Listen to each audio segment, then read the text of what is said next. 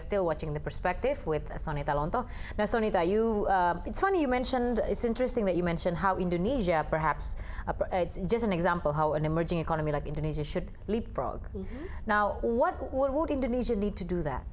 And aside from the obvious, that is improving its infrastructure, bandwidth, and so on and so forth. But what is it exactly that not just the government, but the people or the private sector, or public-private cooperation partnership should be doing towards taking that leapfrog? Not even doing that leapfrog just yet, but getting themselves ready to take that leap of faith. Sure, and it's funny because we've had experience working with different cities and countries around the world, from developed nations like what I've mentioned, but we've also worked with some developing countries, And what we've seen is, like, of course, with the developing countries, the drivers as to why they want to do an infrastructure upgrade is different than, let's say, from developed countries. But having said that, the lessons learned and best practices are always the same. It's really like three big things. The first one is, of course, from the government perspective, to have a comprehensive, long-term, and sustainable public policy. Basically, what that means is the policy cannot be short-term focused based on election cycles, because that's very common, in every country actually. It's like it's always based on, this election cycle, and then it stops after 4 years, so it changes to another policy. So the policy has to be long-term, comprehensive, and sustainable. Research-based as well. Yeah, and it's not just like one thing, but it's also from research and development, from incentives for deployments and manufacturing, because they do need incentives for big deployments, and then also from the human capital training, because with this kind of knowledge-based economy, the type of skills that you need are different from, let's say, from an industrialized or like from an agriculture-based economy, right? So the policy has to think about everything, right? And public-private partnership is of course important, because government cannot do it all.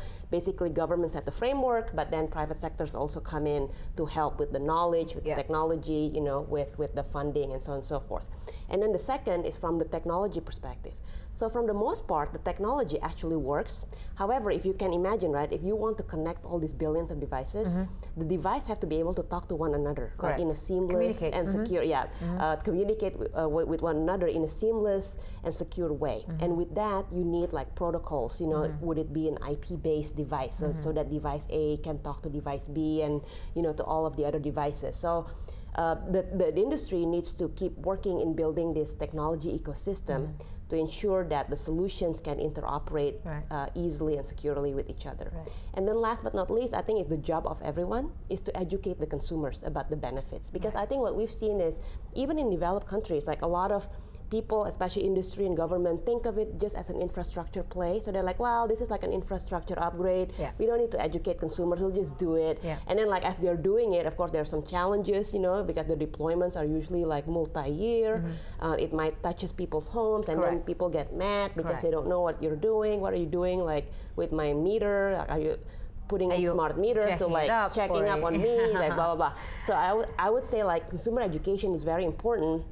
And not just educating on what it is, but educating on the benefits and using language that they can understand. Because sometimes industry people have a tendency to use the lingo that they understand, so for instance, people in the energy industry, they're gonna talk about, do you know how many kilowatt hours you can save? And people's like, do you even know like what a kilowatt hour is? Can you talk in basic language, please? Talk into like in terms of like a percentage or like a dollar amount of like estimated saving. People you can make have. a measurement. Exactly, or even you can even talk about blackouts and reliability. Like when people don't talk about things like that, like hey, like in the U.S. for instance, like a blackout. Even in a country as developed as that, causing the U.S. economy $180 billion per year. So, this technology has the ability to reduce, at least 10%, which is already billions of dollars. And of course, for a country like Indonesia, granted our GDP is not as big as the U.S., but you can extrapolate that, and we will be saving like hundreds of millions of dollars. And then funny you mentioned about how one device can connect to another. By 2025, there will be 30 billion over device that will be connected to one another. And these devices they each will have to have, correct me if I'm wrong, but each of them have to have their own single, separate IP address. Yes, exactly. So it's like I don't know whether here in Indonesia you guys what is the unique identifier of each person? Is that your KTP? Your KTP ID is unique number, right? Yes, so it's kind of similar like that. Each device will have its own ID that is unique only to that particular device. Okay, so in order for the global world to reach that 30, to be able to serve 30 billion over devices, are we working towards that, or? I mean, so in terms of the technology, it is scalable. It just in terms of the protocol. Again, the protocol is a language. So if this device speaking English, but another one, of course, I'm oversimplifying, but they're talking machine language. But if one machine is talking the English version of that machine language, but then the other one is talking like the Chinese version, then they cannot talk to each other. They have to have a translator, which is possible, by the way. But the goal is for the device to speak the same machine language, so that at the end of the day, human intervention is minimally necessary. Basically, we pre-program everything, but then the device can like automatically talk and also automate, do things based on the pre-programmed stuff that we have put in. Correct. Now, AEC, Sonita, the Asian Economic Community that is taking flight, they will roll over by the end of the year.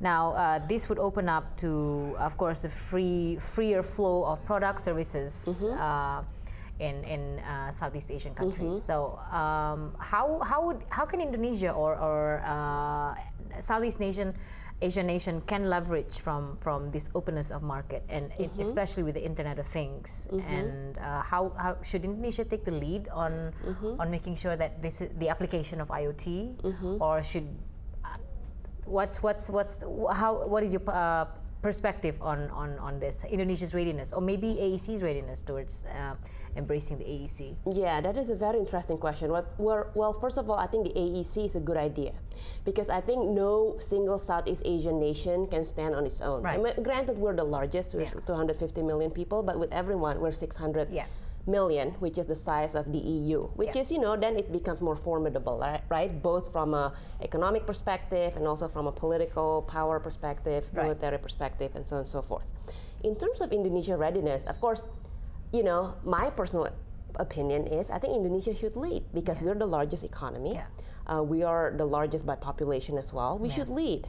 However, of course, given that we are large, of course, we have perhaps more challenges. Therein lies the challenges. Exactly. Compared to, let's say, smaller countries like Singapore, who only has 3 million people, it's easier for them to manage themselves.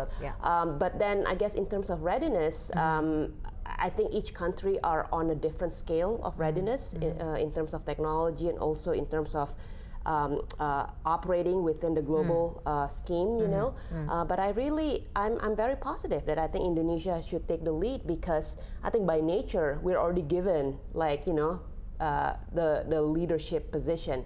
It's just up to us whether we want to seize that moment. Yes, exactly. All right. We'll talk more about your work at the Silicon Valley, and also a boot camp that you recently held back in the US. Okay. Right after this short break.